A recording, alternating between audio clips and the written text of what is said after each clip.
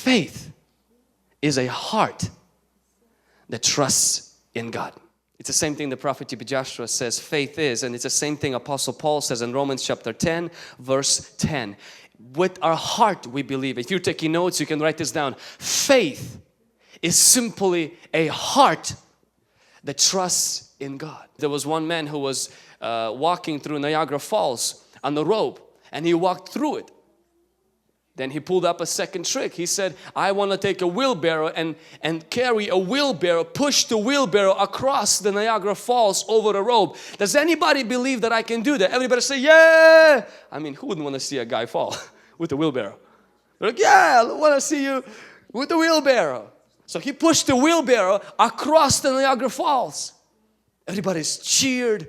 He asked the third question. He says, does anybody believe I can put a person in the wheelbarrow and carry them across Niagara Falls? Yes, we believe. He says, does anybody want to volunteer? See, faith is not saying, God, I believe you can do it. Faith is when your heart goes into the wheelbarrow. The first level of faith is the level of a skeptic. It's people who don't even dare to get into the boat, who say, you know what, this whole Jesus thing, that's good for you, but if I cannot feel it, I'm not gonna do it.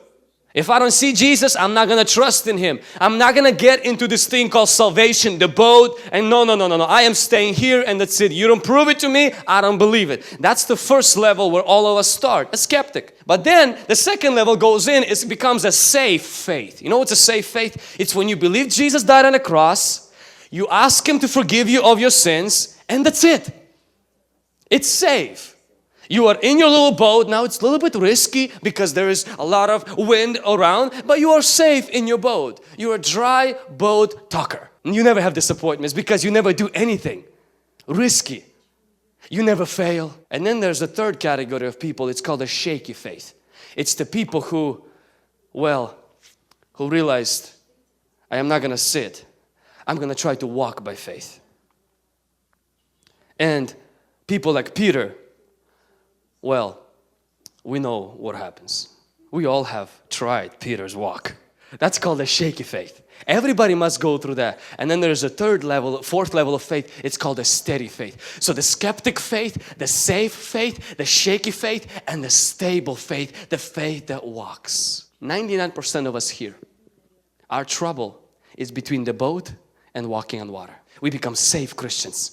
We never risk and we never fail.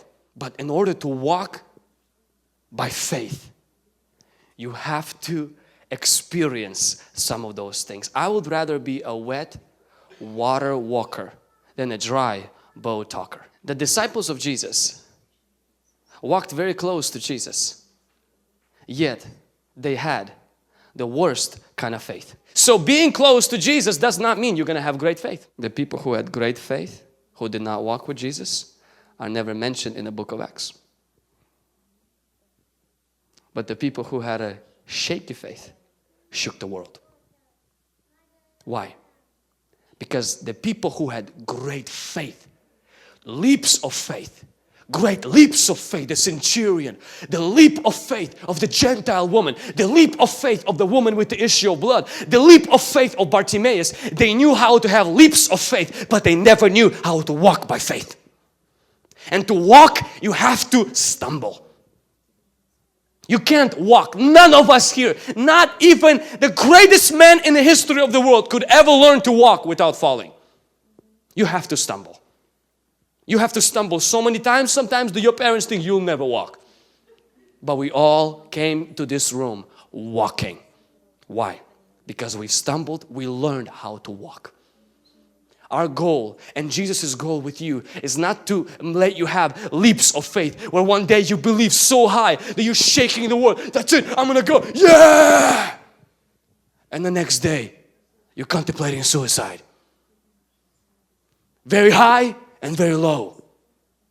Jesus is telling us, He wants to teach us not to jump faith, but to walk faith. And to walk by faith, you have to pass that shaky, I'm not feeling it, I'm not sure, my healing is gone, what is going to happen with me? You have to pass through that to learn how to walk by faith.